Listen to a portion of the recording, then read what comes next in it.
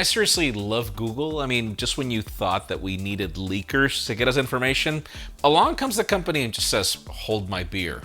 Because yes, Google's new statements tell us what we should be excited for in their upcoming Pixel event. We have a new official teaser for that Galaxy Z Fold 3 that's kind of hot, as well as an update on the Galaxy S21 FE situation. And if you're excited for those new iPad leaks, we have some conflicting rumors from multiple variants. I'm Jaime Rivera, and how about if you join me in celebrating the king of puns himself, the guy Drake looks up to all the time. Happy 21st birthday, Diego. First round's on you. I love you. This is Pocketnow Daily.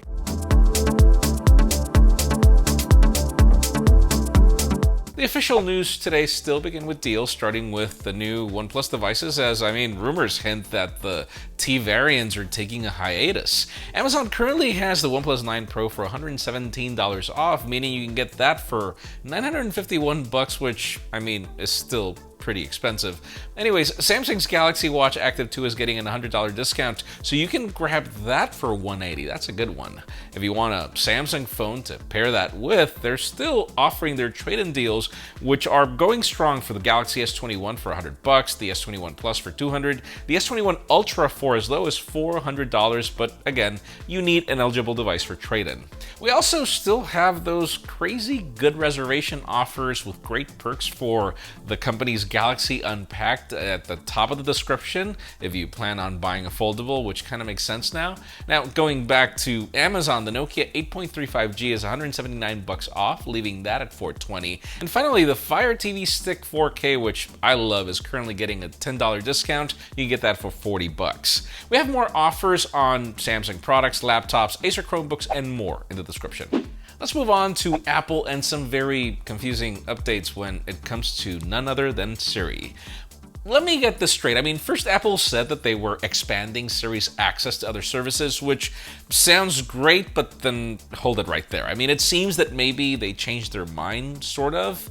On a developer support page, Cupertino says that a number of SiriKit intents and commands will no longer be supported with the public release of iOS 15. macOS Monterey and other updates we're expecting in the fall. They're actually listing a total of 22 different Siri commands that will no longer be supported, with one of the most notable ones being the one where you can book an Uber using Siri. They're also butchering Siri's integration with Note and to-do applications like Things 3, not letting you create or delete tasks, among other things. And then Apple is even advising developers to update their applications to remove any marketing material that informs users that they can use Siri for certain commands, as they will no longer be available. So Apple makes all this marketing on how Siri is better than ever and how it'll expand to new applications just to, have it completely change. Way to go, Apple. And speaking of contradicting stuff, how about if we shift focus to reports that go against each other? And of course, this comes from Apple and iPads. Over the past couple of weeks, we've gotten a lot of iPad mini leaks that hint to a complete redesign, but according to Mako Takara, it's not happening like we think.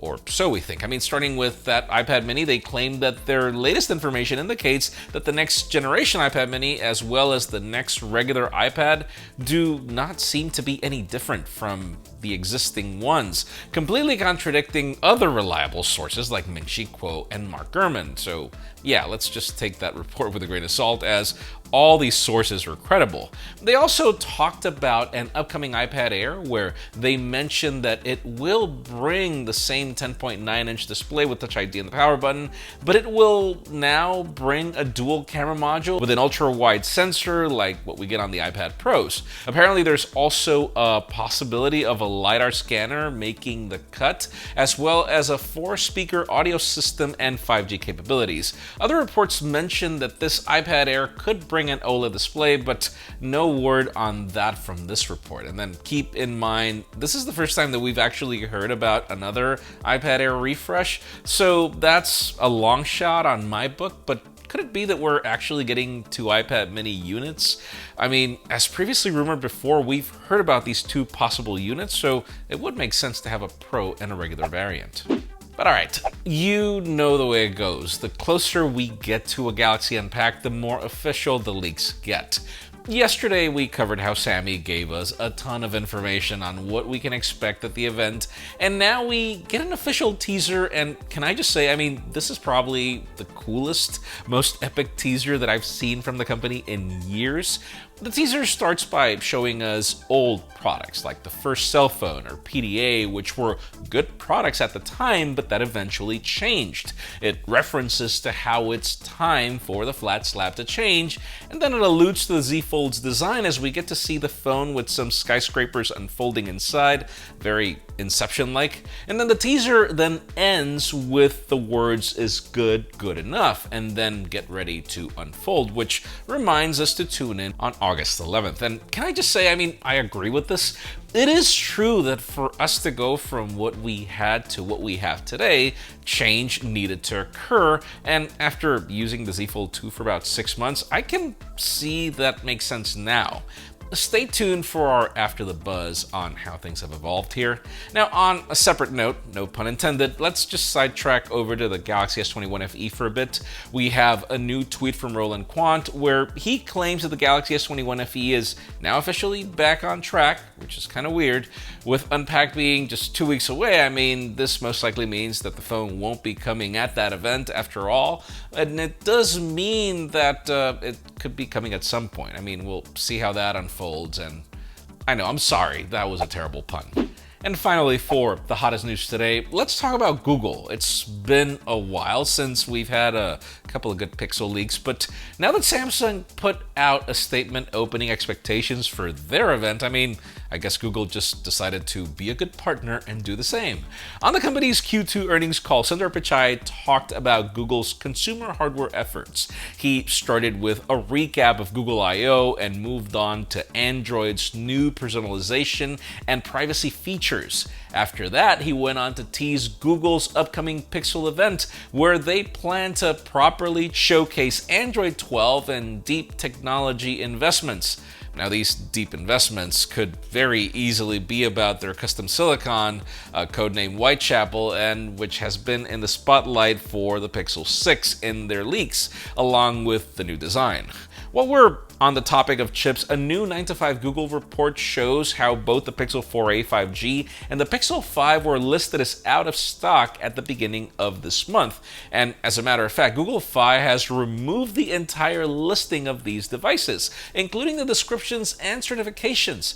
That means that at the moment you can only get the Pixel 4a on the store, but you can't find other variants anywhere. Not other retailers. I mean, we're not sure if this is because of the chip shortage, or could it just be that they're only going to sell it for 9 months like they did with the Pixel 4?